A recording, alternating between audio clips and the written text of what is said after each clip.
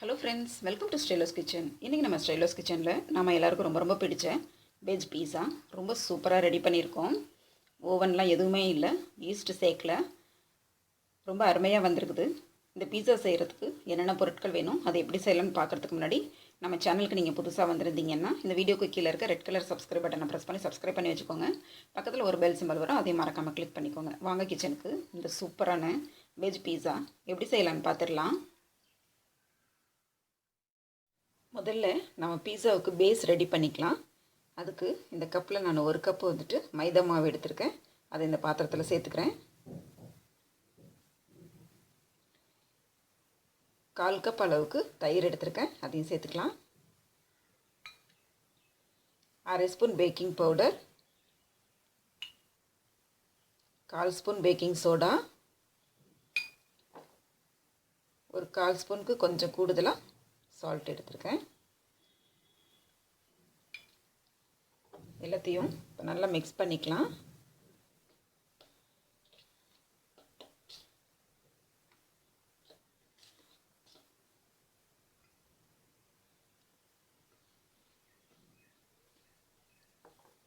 இது பார்த்திங்கனாக்க சப்பாத்தி மாவு பிசைகிற மாதிரி நல்லா சாஃப்டாக பிசைஞ்சிக்கணும் இந்த மாவை.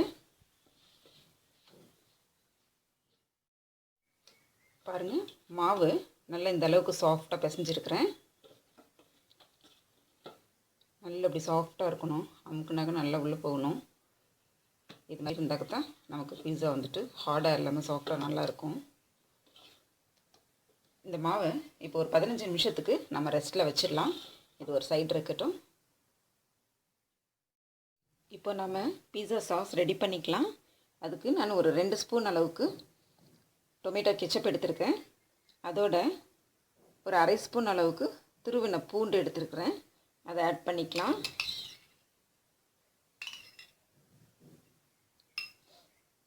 கூடவே ஒரு 1/2 ஸ்பூன் அளவுக்கு சில்லி ஃப்ளேக்ஸ் எடுத்துருக்கேன். இது வீட்டிலையே பண்ணது தான், அதையும் ஆட் பண்ணி நல்லா மிக்ஸ் பண்ணி வச்சுக்கலாம்.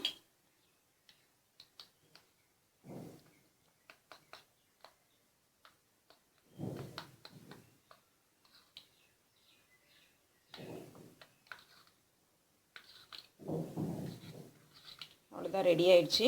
இது ஒரு சைடு இருக்கட்டும். அடுத்து பீஸாவில் போடுறதுக்காக டாப்பிங்ஸ் ரெடி பண்ணியிருக்கேன்.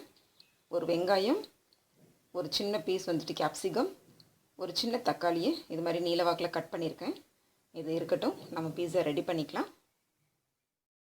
நம்ம மாவு ரெடி பண்ணி பிசைஞ்சு வச்சுட்டு 15 நிமிஷம் ஆகிடுச்சி, நல்லா ஊறி இருக்குது. இது இப்படி இருக்கட்டும். இப்போ ஒரு சப்பாத்தி கட்டையில் நான் கொஞ்சமாக வந்துட்டு மைதா மாவு போட்டு டஸ்ட் பண்ணிக்கலாம்.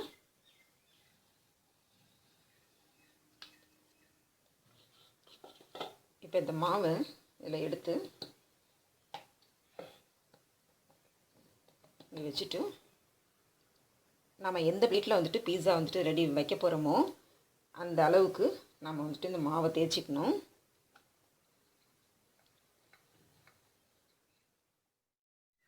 நான் இந்த பிளேட்டில் தான் வந்துட்டு பீஸா வைக்க போகிறேன். அதில் கொஞ்சமாக ஆயில் போட்டுக்கலாம். ஆயில் போட்டு நல்லா அதை கிரீஸ் பண்ணிக்கலாம். இந்த மாதிரி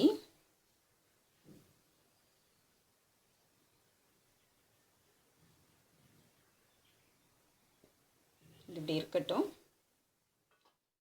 இப்போது நம்ம தேய்ச்சி வச்ச இந்த மாவை எடுத்து இந்த பிளேட்டில் இப்படியே போட்டுக்கலாம். போட்டு இந்த ஓரமெல்லாம் வந்துட்டு இந்த மாதிரி பண்ணி விடணும். நல்லா அழுத்தி விடணும் ஓரங்களில். இப்போது நம்ம ஒரு ஃபோர்க் வச்சு இந்த மாதிரி நல்லா குத்தி குத்தி விடணும். இது ஏன் இந்த மாதிரி செய்கிறோம் அப்படின்னாக்க, மாவு நம்ம வச்சு வேக வைக்கும்போது புஷ்ஷுன்னு உப்பிட்டு வரும் பார்த்திங்களா, பூரி சப்பாத்திலாம், அது மாதிரி வராமல் இருக்கிறதுக்காக தான் இந்த மாதிரி செய்யணும்.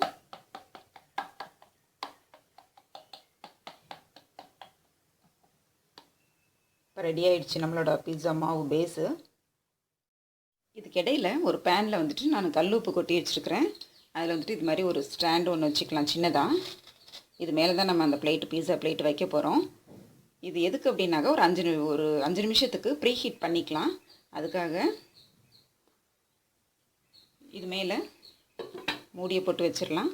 ஒரு 5 மினிட்ஸ்க்கு லோ ஃப்ளேமில் இருக்கட்டும்.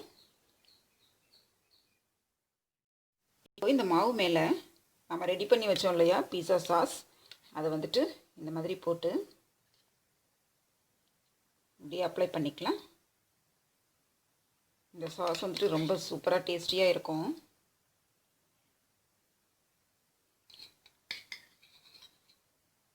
வீட்டிலையே சிம்பிளாக ஈஸியாக நம்ம பண்ணிட்டோம். கடைகளில் போய் வாங்கணுன்ட்டுன்னு தேவையே இல்லை. பாருங்கள், பீஸா சாஸ் இது மாதிரி அப்ளை பண்ண பிறகு இதுக்கு மேலே திருவுன சீஸ் எடுத்துருக்கிறேன். இது வந்துட்டு ஹோம்மேட் சீஸ், நானே வீட்டில் பண்ணது. இதோட வீடியோ வந்துட்டு ஆல்ரெடி நான் அப்லோட் பண்ணியிருக்கேன். உங்களுக்கு வேணும்னாக்கா அந்த லிங்க் வந்துட்டு டிஸ்கிரிப்ஷன் பாக்ஸில் கொடுக்குறேன், போய் பாருங்கள். இப்போது இந்த சீஸை இது மேலே அப்படியே தூவிக்கலாம். ரொம்பவே சூப்பராக இருக்கும் இந்த பீஸா.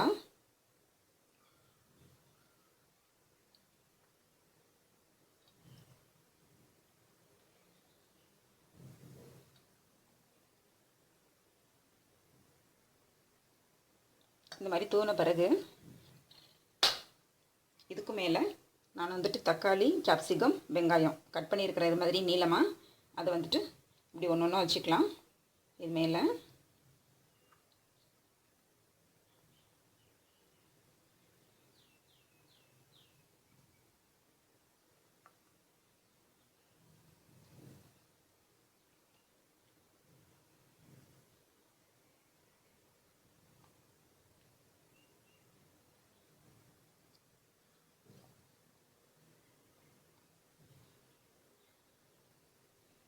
இந்த மாதிரி வச்சுக்கலாம். வச்ச பிறகு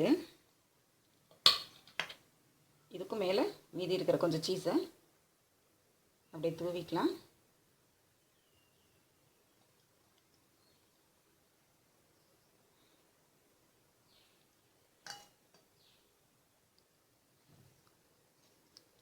சீஸ் தூவின பிறகு அதுக்கு மேலே கொஞ்சமாக வந்துட்டு சில்லி ஃப்ளேக்ஸ் போட்டுக்கலாம்.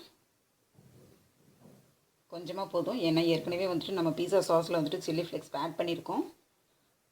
ஸோ ரொம்ப ஸ்பைஸியாக இருக்கும், அதனால் கொஞ்சமாக போட்டுக்கிட்டால் போதும்.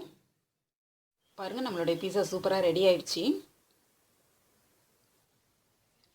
இப்போது நம்மளுடைய பேன் வந்துட்டு சூப்பராக ரெடி ஆகிடுச்சு, ஹீட் ஆகிட்டு. இதில் நம்மளுடைய பீஸா பிளேட்டை இப்படி வச்சுக்கலாம்.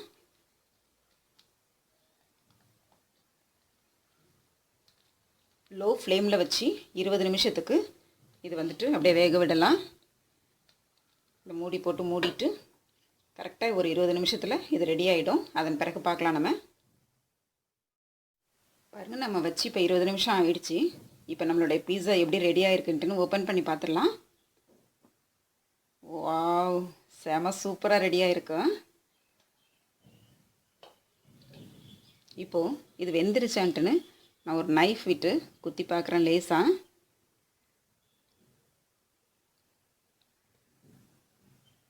பாருங்கள், எதுவுமே ஒட்டலை, மாவே இல்லை. பாருங்கள், ரொம்ப அழகாக அருமையாக வந்துருக்குது. இப்போது நான் ஃப்ளேமை ஆஃப் பண்ணிக்கிறேன்.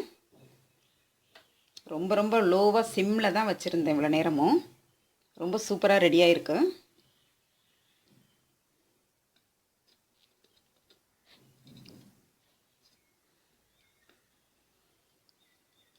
பாருங்கள், ஒட்டெல்லாம் இல்லை, ரொம்ப அருமையாக வந்திருக்கு. ஆனால் இது ரொம்ப சூடாக இருக்குது. இப்போ நம்ம கட் பண்ண வேண்டாம், கொஞ்சம் ஆறட்டும். அதன் பிறகு நம்ம எடுத்து பீஸஸாக கட் பண்ணிக்கலாம். பாருங்கள், நம்மளுடைய பீஸா வந்துட்டு ஆறிடுச்சு. எவ்வளோ அருமையாக வந்திருக்குதுன்னு பாருங்கள். இப்போது இதை நம்ம வந்துட்டு கட் பண்ணிக்கலாம். என்கிட்ட பீஸா கட்டர் இல்லை, ஸோ நான் நைஃப்பில் தான் கட் பண்ண போகிறேன்.